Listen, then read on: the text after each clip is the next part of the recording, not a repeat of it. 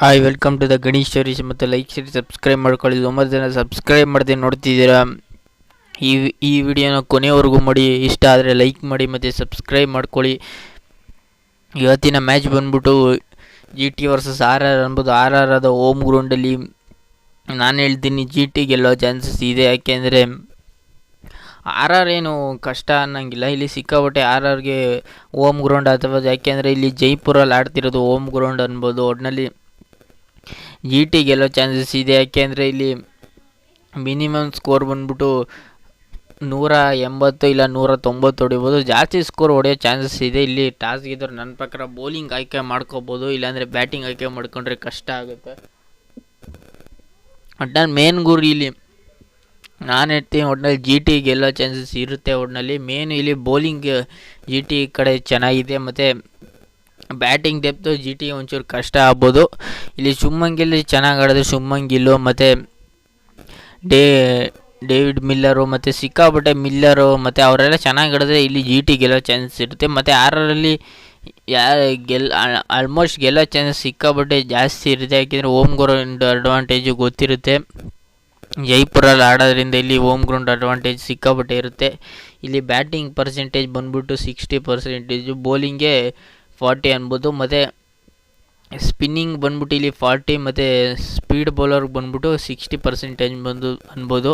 ಇಲ್ಲಿ ರಶೀದ್ ಖಾನ್ ಆಗಲಿ ಮತ್ತು ಶುಭ್ಮನ್ ಗಿಲ್ ಆಗಲಿ ಅವರೆಲ್ಲ ಚೆನ್ನಾಗಿ ಆಡಿದ್ರೆ GT ಗೆಲ್ಲೋ ಚಾನ್ಸಸ್ ಇರುತ್ತೆ. ಒಟ್ಟಿನಲ್ಲಿ GT ಗೆಲ್ಲಬೇಕು ಅನ್ಕೋತೀನಿ.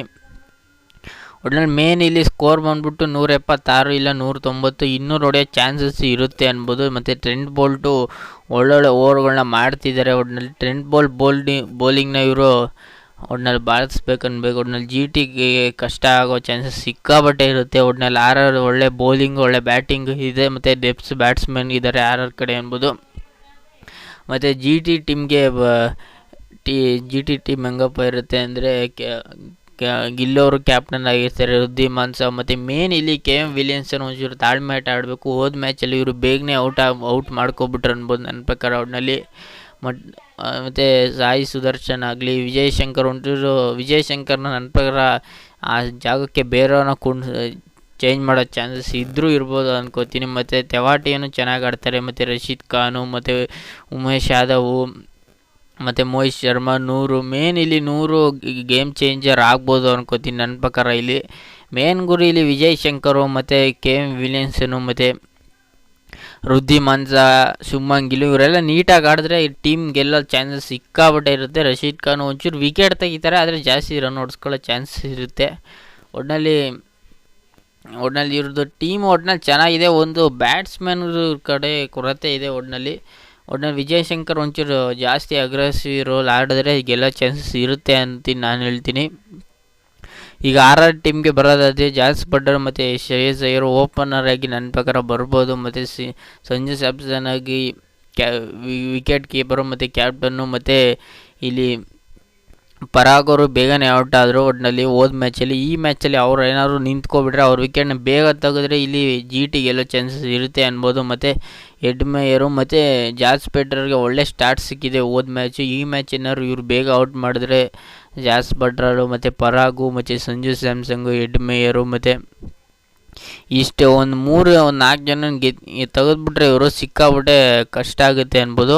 ಒಟ್ಟಿನಲ್ಲಿ ಇಂಪಾರ್ಟೆಂಟ್ ಆಗಿ ನನ್ನ ಪ್ರಕಾರ ಇವರು ಶಿವಮ್ ದುಬೆನ ಕಳಿಸ್ಬೋದು. ಒಟ್ಟಿನಲ್ಲಿ ಮೇನ್ ಗುರು ಇವ್ರ ಕಡೆ ಬೌಲಿಂಗ್ ಅಟ್ಯಾಕು ಸಿಕ್ಕಾಬಿಟ್ಟೆ ಟೈಟ್ ಇದೆ. ಟ್ರೆಂಟ್ ಬೋಲ್ಟು ಒಳ್ಳೊಳ್ಳೆ ಬೌಲಿಂಗ್ ಮಾಡ್ತಾರೆ. ಪವರ್ ಪ್ಲೇಯಲ್ಲಿ ಬೇಗ ವಿಕೆಟ್ ತೆಗಿತಾರೆ ಅನ್ಬೋದು. ಪವರ್ ಪ್ಲೇಯಲ್ಲಿ ಚಹಲು ಅಷ್ಟೇ ಬೇಗ ವಿಕೆಟ್ ತೆಗಿಯೋ ಚೇಂಜಿಂಗ್ ಗೇಮಿಂಗ್ ಆಡ್ಬೋದು ನನ್ನ ಪ್ರಕಾರ. ಚಹಲು ಮತ್ತು ಅಶ್ವಿನ್ನು ಮತ್ತು ಆವಿಷ್ ಖಾನು ಇವ್ರ ಕಡೆ ಬೌಲಿಂಗ್ ಏನು ಬರೋಲ್ಲ. ಒಂಚೂರು ಬ್ಯಾಟಿಂಗು ಇವರು ಬೇಗ ಪರಾಗ್ನ ತೆಗೆದ್ರೆ GT ಅವರು ಗೆಲ್ಲೋ ಚಾನ್ಸಸ್ ಇರುತ್ತೆ ಅನ್ಬೋದು ನನ್ನ ಪ್ರಕಾರ. ಮತ್ತು ಜಾಸ್ ಬಟ್ಲರ್ನು ಇವರು ಬೇಗ ಔಟ್ ಮಾಡಿದ್ರೆ ಗೆಲ್ಲೋ ಚಾನ್ಸಸ್ ಇರುತ್ತೆ. ಎಡ್ ಮೇಯರ್ನು ಅಷ್ಟೇ. ಒಟ್ಟಿನಲ್ಲಿ ಇವರು ಟೋಟಲಾಗಿ 5 ಮ್ಯಾಚ್ನ ಗೆದ್ದಿದ್ದಾರೆ. ನೋಡಿ ನಿಮ್ಗೆ ಇಲ್ಲೇ ರಿಸಲ್ಟ್. ನಾನು ಏನಕ್ಕೆ GT ಗೆಲ್ಲಬೇಕಂದ್ರೆ ನೋಡಿ ಹೋದ ಮ್ಯಾಚೆಲ್ಲ 4 ಮ್ಯಾಚನ್ನ ಗೆದ್ದಿದ್ದಾರೆ. RR ಒಂದೇ ಮ್ಯಾಚ್ ಗೆದ್ದಿರೋದು ಅನ್ಬೋದು.